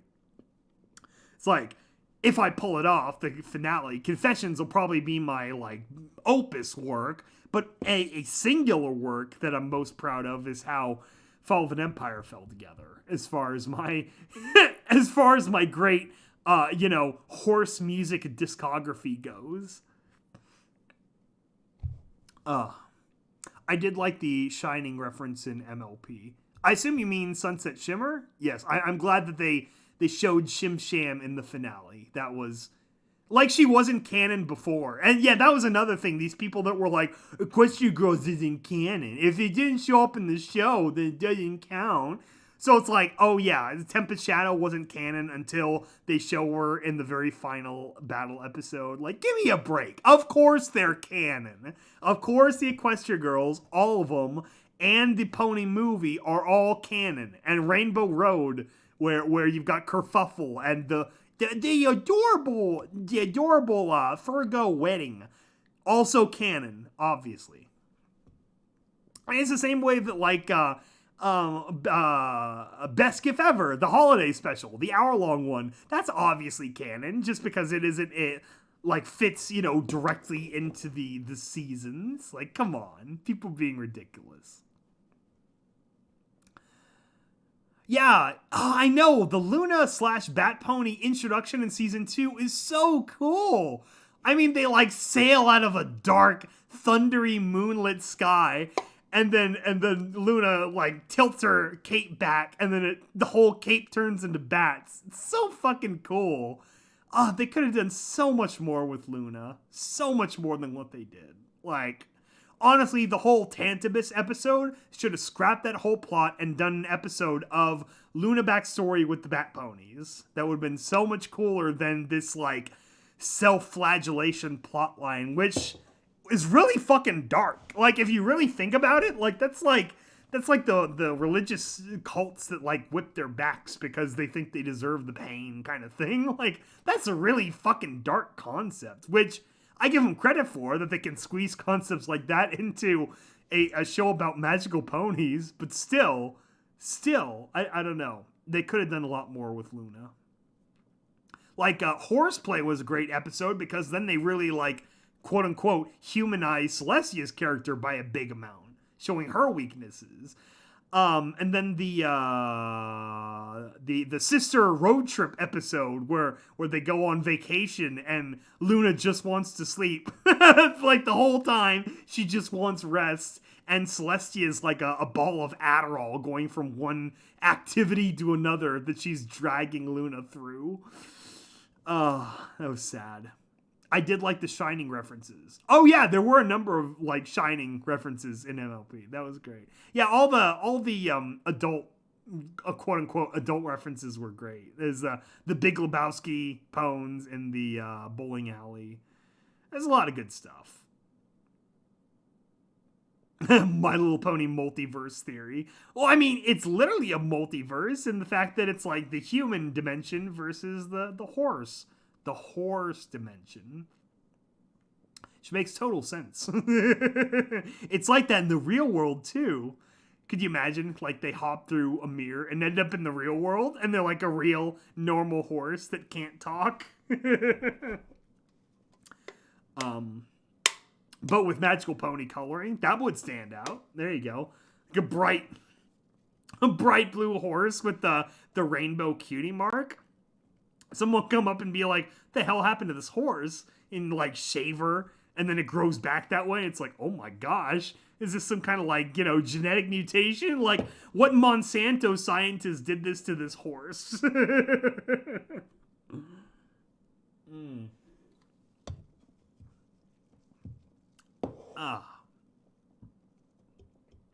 13 minutes. Okay. Oh, well, I guess we wrap it up back to the beginning, back to reality. So unfortunately, BabsCon is canceled, which means we will also not be at BabsCon because the whole world is canceled and self-quarantining right now. That is really sad. We literally did hold out. Like, I was kind of holding on to hope till the very end. Like, I didn't cancel our hotel until they canceled on us, basically. I don't know. Like, I knew by that point that Vermont and Needle wouldn't have been able to make it, but I was like, if they were still holding it, I would hate to like pull out just because of how close I am, and I didn't have to fly or anything, but it's all a wash. It got canceled, so hopefully 2021 we could do the same thing that we wanted to, and much sooner, hopefully, that all this new plague clears out in the next couple of months and we can still do Everfree, and then we basically retool everything for that, where Vermont and Needle and myself all fly up to Seattle and we do Everfree, which would be great. Which is unfortunate that now Everfree isn't at that Doubletree Hotel anymore. Damn. I loved that hotel. I finished the script Confession 7, The Mercenary, in the hotel. But that was a great hotel. The layout of it, the architecture, it was, I don't know, something about it. I really loved, like, the vibe there. And then I got to meet the L Train in person, too. So we kind of hung out that weekend. And it was enough hanging out to convince him to do another symphonic metal opera. So there you go. I have to admit, though, I'm really proud of how Pillars of Equestria turned out, especially the video. I put so much effort into making the video look good and the lyrics to look good and all the transitions and stuff. So hopefully people liked that. And there's a lot of individual stuff out of it I did like, but just as a whole, I really obviously like Fall of an Empire, because it was like my fan fiction rather than just an adapted work from the show.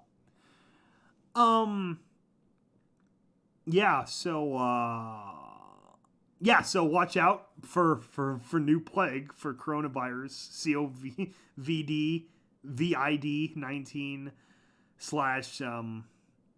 they'll probably change the name again. Who knows? Blue flu. Oh yeah, that's another thing. In Confessions 4, there's the whole section about Stable 80. And if you really want, Stable 80's article is up on the Fallout Equestria Wikia, so check it out. Stable 80, the name of the pathogen is Blue Flu, and I got that from the Blue Flu, which is a nickname for the new plague in the original Fallout universe. So check that out if you want to go listen to The Engineer again, or at least just re-listen to that section on Stable 80. It's pretty fun.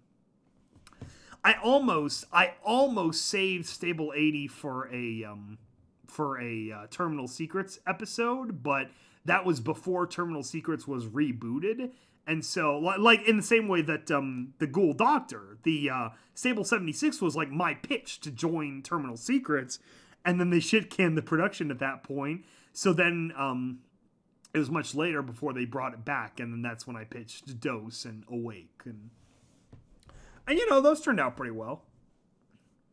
But it was a neat stable. I feel like it could have done a lot with that, where the older generations are just starting to drop off. I guess we're going to see how that plays out now, aren't we? God.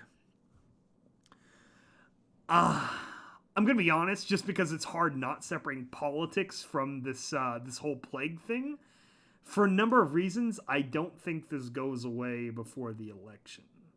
I'm just gonna float that out there. And it's like really sad and unfortunate, but because it's become such a political situation, just on both sides or any side or whatever, I don't see this fully resolving, fully drawing down until after the election. So I'm gonna probably say that Everfree doesn't work out either. I'm just gonna take a wild guess. I just have a feeling that Everfree is also not gonna work out. So that's just my theory, a game theory. But we'll end on the high note of yeah, Bernie or bust. I'm sorry, but I think the bust just happened on Tuesday. Rippin' pepperoni. I really did. I unironically really wanted him to actually last through the convention, because I feel like that's good for democracy. It's just like you have a healthy like competition between candidates up through the big convention, because the primaries in America are very, very important, because America has a system that is so antithetical to third parties and not voting. The primaries are extremely important. So I wish he would have held out longer. Well, I wish, obviously the states would have worked out better, because there are a lot of things he's better than Biden on. But yeah. So anyway, politics gone. I'm just saying. Just saying that for a number of reasons. Just because, honestly, this is such a novel situation. Like, we've never had a quarantine level like this in the past century, at least. Not since probably not since the Spanish flu quarantines and the world back then. Like, there's barely any electricity. There's barely any phones or telegraphs. Like, it's night and day what the world is like now. And honestly, the nature of travel, too. There was really no commercial aviation during the Spanish flu, so it's like stopping boats is what stopped the flu. But now, with planes, like, everyone spread the flu across the entire world within a matter of weeks. It was like the ending of that recent Planet of the Apes remake, the very first one with James Franco, Rise of the Planet of the Apes, where the very last scene is what did they call it?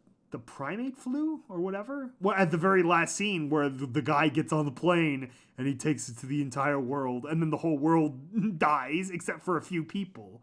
And then Gary Oldman leads the movie. So yeah. Yeah, so that's all I'm saying. Anyway. Trying to back off politics. Regardless of whatever happens to whatever, honestly, quarantine will probably be good for production. We'll get a lot of shit done, for sure. Hopefully, the plan is to finish Wasteland Survival Guide this year. More than anything, I want that. Hopefully, Needle will have plenty of free time to record, and we can start rolling those out. Even though BabsCon was a bust, we are going to have a big live stream with, like, all of our people, hopefully, on it. At least the main 3-4 of us, and hopefully, some others as well. Cinder, Script, or Chris, or whoever else. Yeah, we'll try to get as many people as we can, and we'll still talk about and premiere all the kind of stuff we were planning on doing there anyway. So it should still be a fun live stream. Should be a fun weekend. And yeah, we got a lot of fun stuff that we were already planning on doing before all this shit happens. And then yeah, Confessions. It is written. The script is finished. VAs are recording now. I'm waiting on a piece of art. I'll do my own recording when I have the free time. And then, yeah, hopefully that'll be out in May or a little bit after. So we will see. Shoot. I still have like 5 minutes. I really try to get these exactly at 2 hours. I don't know, just because of the timing on the YouTube's videos. I think it works out well. What else is there in horse news to talk about? Conventions canceled. It's sad. People teleworking. Oh, that's another thing too. Obviously, I'm burger. So, so yeah, keep your eyes and ears on the news. I mean, if they do some kind of like direct stimulus to people, which honestly they should, because of all the money they dumped into the damn stock market in the last couple of weeks, I want to fucking check. I think everyone in America deserves, well, the 99% anyway, deserve a check for lasting out, especially the service workers and people whose jobs are literally affected by self-quarantines that can't telework. So hopefully they can all get their shit together and we can get some like serious like supplements to people's paychecks, $2,000 a month, tax cuts on payroll or whatever. That would be great. If you're in France or Europe, I know France has done like suspended all payments for like utilities and mortgages and stuff. In the U.S. too, well, like they're not doing evictions or anything right now, so just pay attention is all I'm saying. Like whatever your locality is, pay attention to what's going on for your safety, and also like, you know, if someone owes you money, make sure you're getting it, kind of thing. So, pay attention to quarantines too, honestly. Like if your local military or police or whatever are like saying like you really can't go out, then become aware of that so you don't get stopped by a patrol car or something, because really anything could happen. Like in California, the last time the National Guard really got put to use was during the Rodney King riots. Speaking of not politics, anyway, those ended because of the California National Guard basically just taking over the Los Angeles County for a little bit. That could happen, like in several places where like the National Guard just becomes the police for a while, which honestly might be good because now Philadelphia police are like not going to do it anymore right now. So that's not good. That's another thing to look out for. If the police just decide to not be police anymore, you might want to know that to protect yourself and your family from petty theft or robbery at gunpoint or anything like that. So it's trying times. Just be aware of everything. Just pay attention to the news, your local news stations, Twitter accounts, because that's one of the fastest ways that news gets distributed. Your local like emergency, like whatever that is. Like for us, it's like FEMA or like I don't know. I'm sure they'll all have their own specific coronavirus stuff too at this point, but just safety first for you and your family if there are any outbreaks. Also, honestly, pay attention to your local hospitals. Like if you do get sick, if you do feel like you're gonna die, if you're not on a ventilator, know what hospitals are around you and what is at capacity, what is like has space, like where you would go first or who you would call first if something happened. Yeah, just take care of yourself. Check on your family, you know, call your loved ones who are older especially and check in on them and see if they're feeling okay or not. Like if you have to go pick them up or call if you think they might pass out or something. So it's crazy times, man. It's trying to have fun with the stream, trying to like keep perspective and keep it real, but it's like it's a unique situation. I really don't know what to make of it all. So anyway, thank you for joining us for fantabulous BananaCast. It has been a it has been great just getting to do stuff, you know. Like honestly, it's been a crazy journey, and I've been really kind of emotional finishing Confessions now, and it's like I can't believe we're really almost at the end. It's so surreal. So and also surreal trying to get the outro set up when I was not paying attention. There we go. Okay. So, anyway, thank you for joining us for another BananaCast. We will talk to you soon.